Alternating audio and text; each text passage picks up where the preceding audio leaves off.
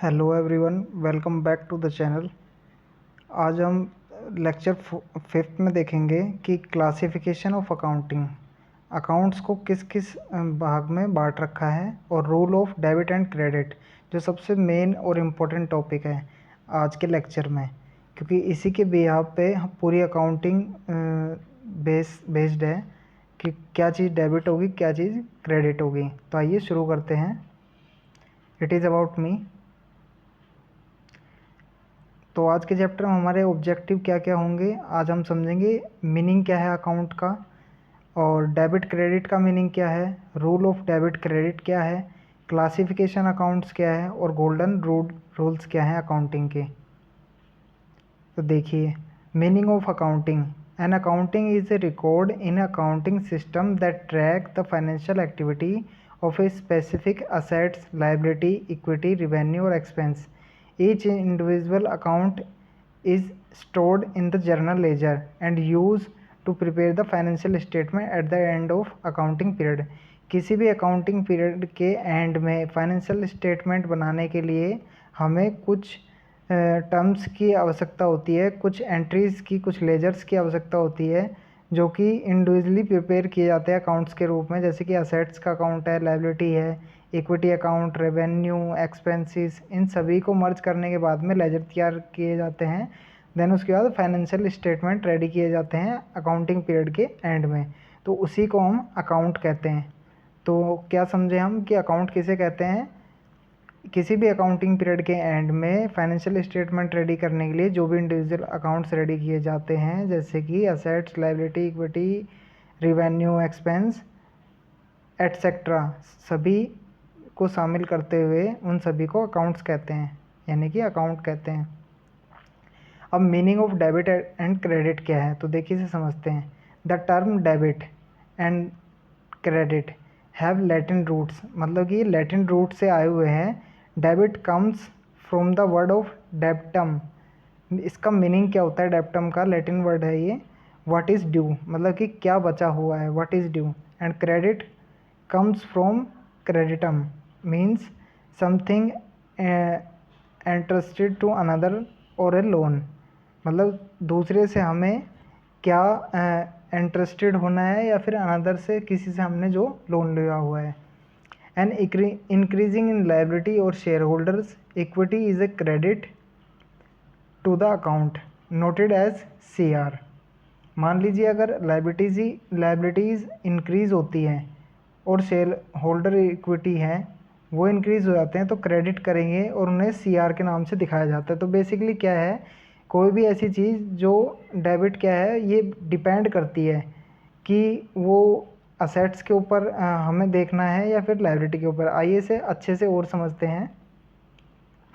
देखिए, asset expense, इन दो terms के ऊपर अगर हम डेबिट और क्रेडिट को समझें, तो अगर हमारी असेट्स और एक्सपेंसेस बढ़ रहे हैं तो इस टर्म को हम डेबिट करेंगे, मतलब इसमें इंक्रीमेंट हो रहा है तो हम इन्हें डेबिट करेंगे। हमारे पास हमारी असेट बढ़ रही है, हमारे एक्सपेंस बढ़ रहे हैं, तो इन्हें डेबिट करेंगे। अगर असेट्स घट रही हैं, उनमें डिक्रीमेंट आ रहा है, तो हम उन्हें डिक्रीज़ कर देंगे।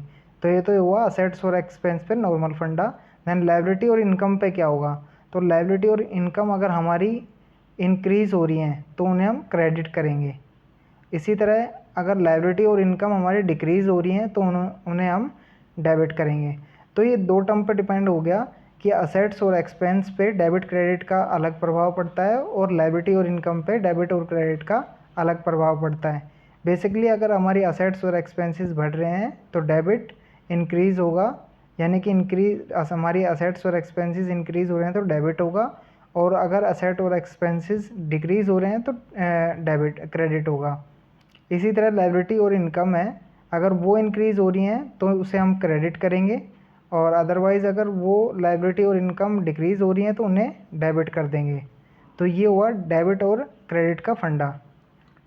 तो गोल्डन रूल ऑफ अकाउंटिंग क्या है? Why we do need to know golden rule of accounting, ये हमें जानना क्यों ज़रूरी है? बेसिकली ये जानना इस आस्पेक्ट से ज़रूरी है कि डबल एंट्री सिस्टम के अंदर सबसे मेन रोल पूरे अकाउंटिंग में डेबिट और क्रेडिट का ही है।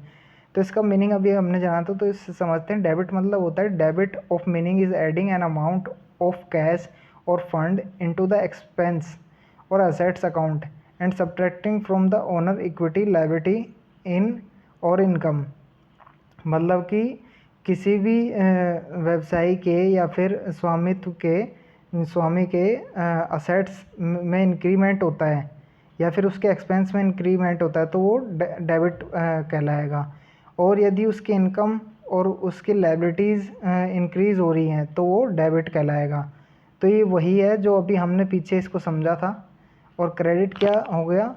Credit of meaning is adding an amount of cash or fund into the owner equity liability or income account and subtracting from expense or assets.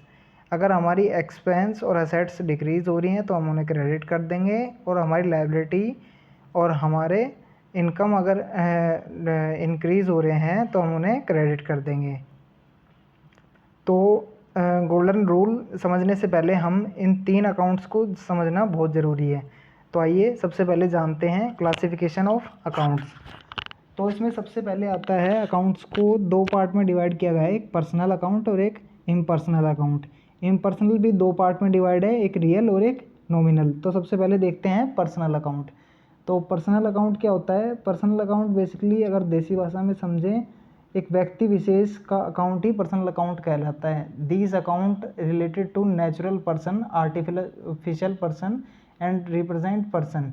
मतलब कि कोई भी ऐसा आर्टिफिशियल पर्सन भी हो सकता है, रियल पर्सन भी होता है, नेचुरल भी हो सकता है, या फिर रिप्रेजेंट करने वाला, जैसे कि प्रोप्राइटर, कोई भी इंश्योरेंस फर्म होगी, कोई भी छोटी संस्था होगी, सोसाइटी होगी, ट्रस्ट हो गया, और किसी भी जैसे राम श्याम के नाम पे अकाउंट हो गए, या फिर उनके जैसे ही किसी आर्टिफिशियल पर्सन के नेम पे अकाउंट हो गए, वो सभी क्या होते हैं?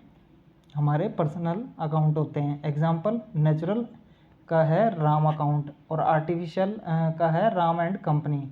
और रिप्रेजेंटेटिव हो गया आउटस्टैंडिंग सैलरी, आउटस्टैंडिंग सैलरी हो गया, प्रीपेड एक्सपेंसेस हो गए, प्रीपेड रेंट हो गया, आउटस्टैंडिंग रेंट हो गया, ये सभी हमारे पर्सनल अकाउंट में आते हैं।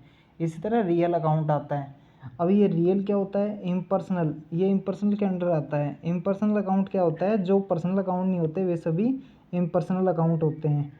तो इम्पर्सनल के अंदर होता क्या है? बेसिकली टेंजिबल और इंटेंजिबल असेट्स आती हैं। तो इसके अंदर रियल अकाउंट सबसे पहले आता है। तो रियल अकाउंट होता क्या है? This account related to the tangible और इंटेंजिबल असेट्स। ये टेंजिबल और इंटेंजिबल असेट्स से रिलेटेड है, बट इसके अंदर हम डेटर्स को कंसिडर नहीं करते, ये पर्सनल अकाउंट में आएगा। यानी कि डेटर जो हमारा है वो पर्सनल अकाउंट के अंदर आएगा, इसके अंदर नहीं आएगा। तो इसके अंदर होता क्या है? इसका एग्जांपल क्या है? टेंजिबल लैंड अकाउंट हो गया, इंटेंजिबल गुडविल हो गया, ट्रेडमार्क हो गया, ये हमारे इंटेंजिबल असेट हो गए। लैंड, बिल्डिंग, मशीनरी, ये सभी हमारे इसके एग्जांपल हो गए रियल अकाउंट के। इसी तरह नॉमिनल अकाउंट। अब नॉमिनल अकाउंट क्या होता है? नाम मात्र खाता। अब नाम मात्र खाता जैसे कि इसके नाम से पता चलता है, जितने भी रेवेन्यू और एक्सपेंसेस होंगे उन सभी को हम नाम मात्र खाता यानी कि नॉमिनल अकाउंट कहते हैं, वो सभी इसके अंडर आएंगे। जो भी हमारे एक्सपेंसेस होंगे या फिर जो भी हमारी रेवेन्यू होगी बिजनेस से, वो सभी इसके अंडर आएंगी। जैसे कि इसमें मीनिंग में दिया है this account related to losses, profit and gain, यानी कि हमारे एक्सपेंसेस और हमारे प्रॉफिट्स और हमारा रेवेन्यू जो भी इससे रिलेटेड है वो सभी नॉमिनल अकाउंट में आएगा। एक्सपेंसेस यानी परचेज अकाउंट, हमने कुछ खरीदा।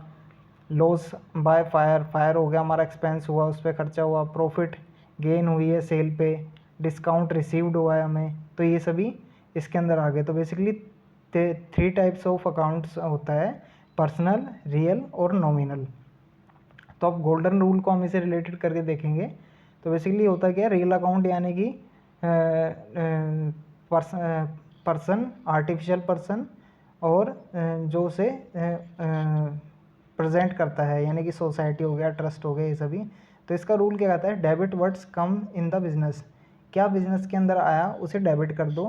Credit words goes out the business, business से क्या गया उसे हम क्रेडिट कर देंगे। कोई भी चीज़ हमारी इंक्रीज़ हो रही है तो उसे हम रियल अकाउंट में डेबिट करेंगे, और रियल अकाउंट में कोई भी चीज़ हमारी डिक्रीज़ हो रही है तो उसे कोई भी चीज़ जा रही है तो उसे क्रेडिट करेंगे। इसी तरीके से पर्सनल अकाउंट आता है। पर्सनल अकाउंट में डेबिट द रिसीवर, इसमें कहता है कि डेबिट जो है वो प्राप्त करता होगा, पर्सनल अकाउंट में कुछ भी जो भी किसी चीज़ को मिल रहा है, इंक्रीमेंट हो रहा है, तो उसे डेबिट करेंगे। और क्रेडिट द गिवर, जो भी किसी को देना है वो क्रेडिट होगा, यानी पे करने वाला क्रेडिट होगा और रिसीवर क्या होगा, डेबिट। इसी तरह के नॉमिनल अकाउंट है। नॉमिनल अकाउंट में क्या होता है, डेबिट द एक्सपेंसेस और लॉसेस ऑफ द बिजनेस, सभी एक्सपेंसेस और लॉसेस को डेबिट करेंगे नॉमिनल अकाउंट में। क्रेडिट द इनकम और gain of the business, business से जो भी इनकम और हमें प्रॉफिट हो रहा है वो सभी हम क्रेडिट करेंगे। तो गोल्डन रूल्स क्या हुए, रियल अकाउंट के लिए debit word comes in the business, credit word goes out.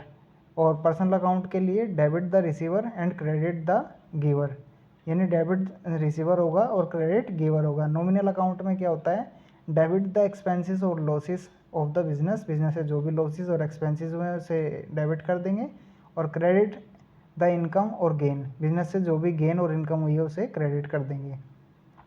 So thanks for watching. Video आपको कैसी लगी, इसमें जो जो टॉपिक अभी तक कवर हुए हैं उसमें अगर आपको कुछ नहीं समझ में आया है तो कमेंट बॉक्स में ज़रूर लिख के बताएं।